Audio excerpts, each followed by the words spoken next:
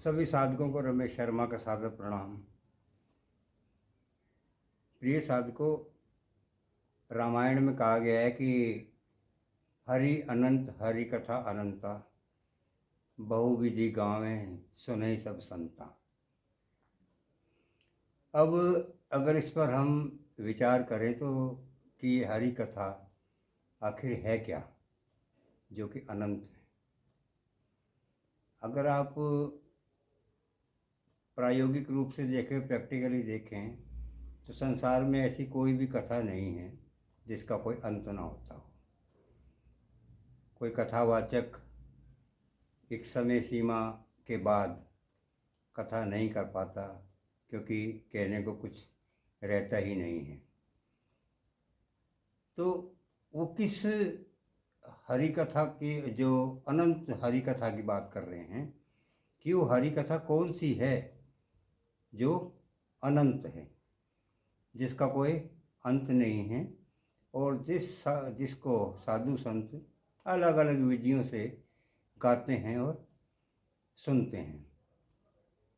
अब अगर इस प्रश्न पर विचार किया जाए तो मानव देह में एक, कहते हैं कि इस संसार का जो मूल है वो नाम है। एक ऐसा शब्द जिसके वाइब्रेशन से ये सारी सृष्टि चलती है। अगर वो वाइब्रेशन ना हो, वो स्पंदन ना हो, तो इस सृष्टि का चलायमान रहना नितांत असंभव है।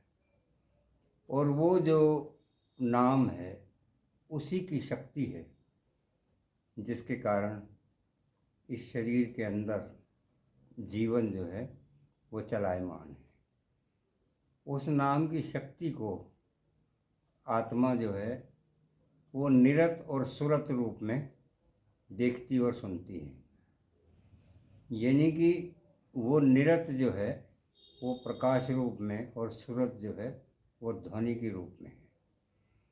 अब जो कहा गया है कि एक अनहद जो है, अनाहत जिसे भी कहते हैं, जो कभी आहत नहीं होता, अनहद जिसकी कोई हद नहीं है और बिना बजाए हमारे शरीर के अंदर बजता है। तो आखिर वो ऐसा कौन सा अनहद है और उसका स्रोत क्या है? क्योंकि कोई भी ध्वनि जो है वो बिना कारण हो ही नहीं सकती।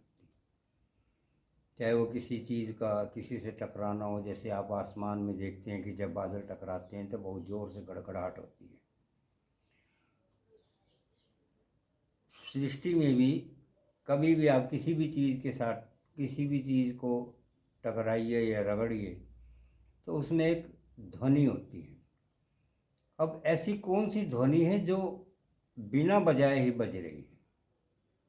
ऐसा तो संभव ही नहीं है कि भाई एक ध्वनि जो बिना बजाए बजती हो, उसके मूल को हम समझने का प्रयत्न करें कि ऐसी ध्वनि कौन सी हो सकती है जो बिना बजाए बजती हो।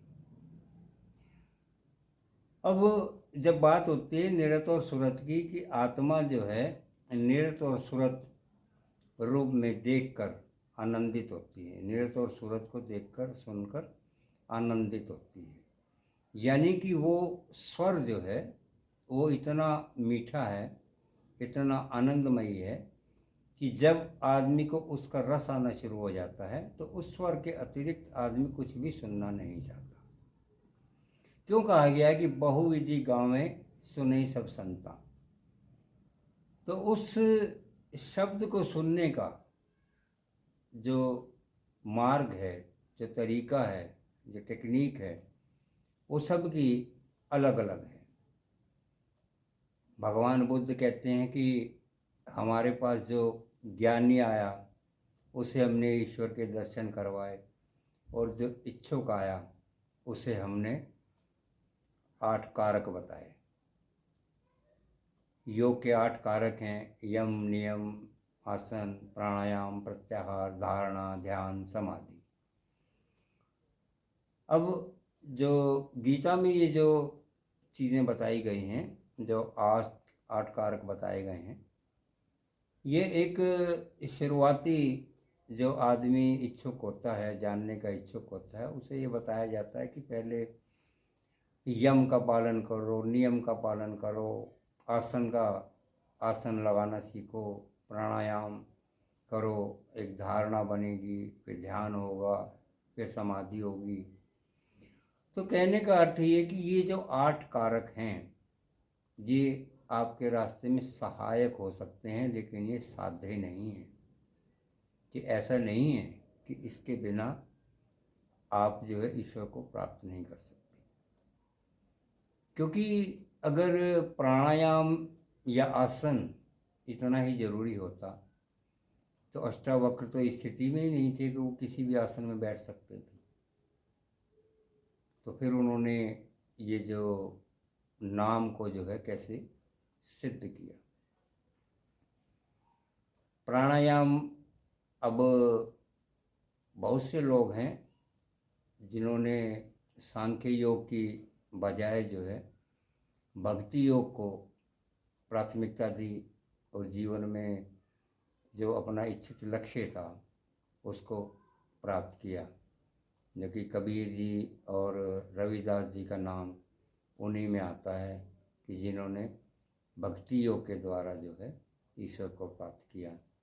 क्योंकि गीता में जो 5 रास्ते भगवान कृष्ण ने बताए हैं, ये ज्ञान योग, ध्यान योग, कर्म योग, सांख्य योग, भक्ति योग, तो वो इसमें कहते हैं कि भक्ति योग सबसे सरल तरीका है, क्योंकि उसमें सिर्फ इतना ही है कि संसार में जो कुछ भी हमारे साथ घट रहा है, जो कुछ भी हमारे क्रियाकलाप आसपास हो रहे हैं, हमें उन्हें सिर्फ साक्षी भाव से देखना है। उसमें स्वयं कर्ता नहीं बनना है, स्वयं को उसमें लिप्त नहीं करना है, निर्लेप रहना है। उसी तरह जिस तरह एक कमल का फूल कीचड़ में रहकर भी कीचड़ से अलग रहता है, यानी कि कीचड़ का प्रभाव उस पर नहीं होता, उस कीचड़ की बदबू उस फूल के अंदर नहीं होती।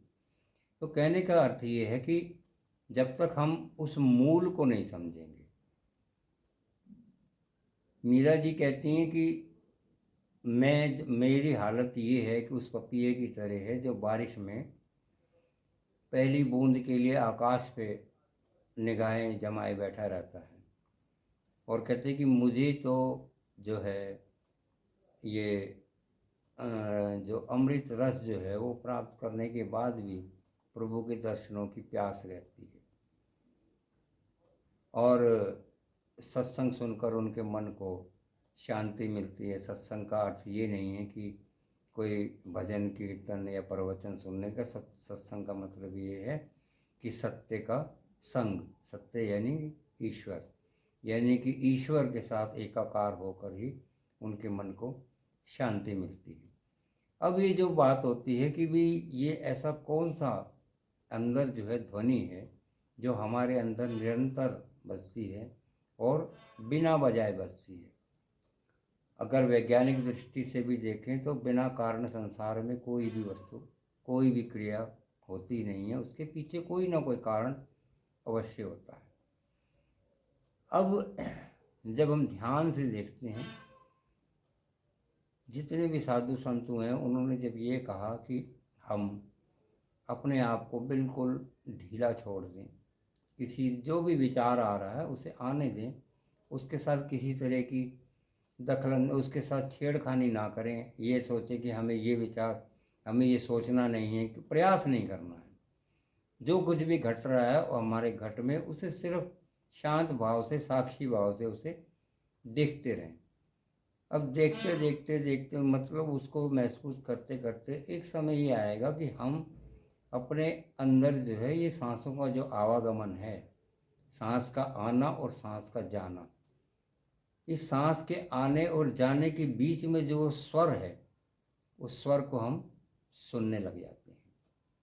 वो जो हरि कथा जो अनंत कही गई है, वो हमारा ये सांसों का आने जाने का स्वर ये है, क्योंकि ये कभी रुकता नहीं है। किसी व्यक्ति की मृत्यु होने के बाद वो आत्मा या तो अपने मूल में जाकर वास करती है, या उसे कोई ना कोई शरीर मिल जाता है। शरीर मिलने के बाद फिर वो किसी न किसी हृदय में जाकर धड़कने लग जाती है। यानी कि आत्मा का परमात्मा के साथ मिलन हो जाए तो वो आत्मा जो है वो मोक्ष को प्राप्त हो गई, मुक्ति को प्राप्त हो गई।